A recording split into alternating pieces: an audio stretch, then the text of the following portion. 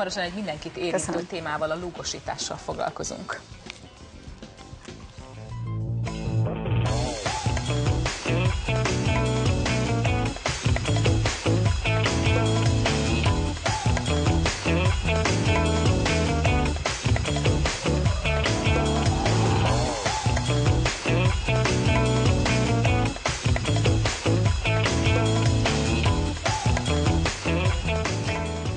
Jó reggelt kívánunk! Ugye Szandi Tóth Gabi már itt ült velünk. És dr. Szalai Viktor szakorvos természetgyógyász a vendégünk, és hát a lúgosításról beszélgetünk, ami általános probléma. Ugye folyton azt halljuk, hogy mindenkinek a szervezete el van savasodva, mit lehet ez ellen tenni? Most egy konkrét megoldást fog javasolni nekünk, ugye? Hát több konkrét megoldás létezik. Bocsánat, egy kérdésem lehet? Mitől tudjuk, hogy savas a szervezetünk? Mert van a gyomorsav, az oké, azt érezzük, hú de rossz. Akkor el vagyunk savasodva? Nem. Az egész szervezetet úgy kell nézni, mint egy egységet, egy komplett egységet. Olyan mondjuk, mint egy cég.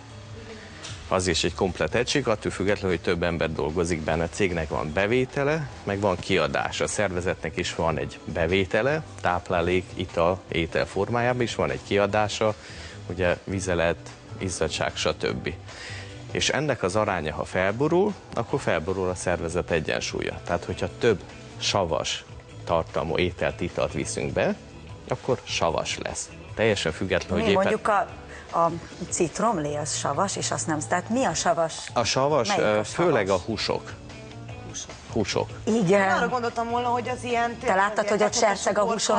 Meg tehát az ilyen tejtermékek. Hát a szetszet az egyértelműen savas, de inkább a húsok, sajnos nem csak a fehérre tartalmuk miatt, a fehér ugye szükséges, mert ugye aminosav nélkül nem létezik az élet, hanem főleg a sertéshúsban egyéb anyagok is vannak, például nagyon sok benne a húgysav.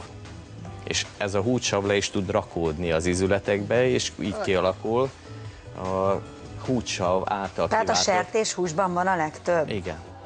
Igen. Nem tudom, hogy akkor megtudtuk azt, hogy akkor miből érezhetjük azt esetleg, hogy savas a szervezetünk. Még nem tudtuk meg, igen. Tehát, hogy akkor milyen konkrét megoldáshoz folyamodhatunk? Tehát először is, hogyha ugye csökken egy kicsit a pH-nk, azaz felgyülemlik a sav, ott kezdődik, ahogy Szandi is mondta, hogy gyomorégések jelentkeznek.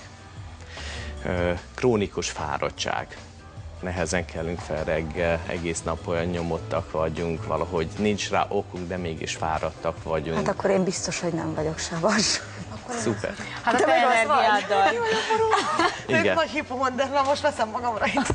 Úristen. És sajnos, ahogy ez tovább romlik, ugye elszaporodnak a paraziták, tehát a gombák például ők szeretik ugye ezt a közeget, és akkor Gabi? Mindenféle hölgyeknél ugye mondják, hogy tehát, minden második hölgy szenved, stb. Igen. Mit tegyünk akkor? Erről milyen konkrét megoldások lehetnek? Igen.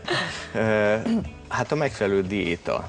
Ugye régebben nagyon jól tudtuk, hogy ugye a házi italfogyasztás az tartalmazta mindazt az anyagot, ami benne van. Most, amikor mondjuk isszuk a gyümölcsjoghurtot, és epres joghurtnak van titulálva, és közben pálmafa kéreg van benne, melyik egy kis eszencia, az ugye nem eper.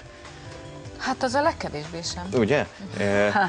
Annyira romlott az ételünknek a minősége, hogy ugye pótolni kell. Én orvosként néztem meg ezt a témát, és azt mondom, egy dologra van nagy szüksége az embernek, ugye tiszta vízre, másrészt lúgos táplálékra, ez lehet víz vagy étel formájába.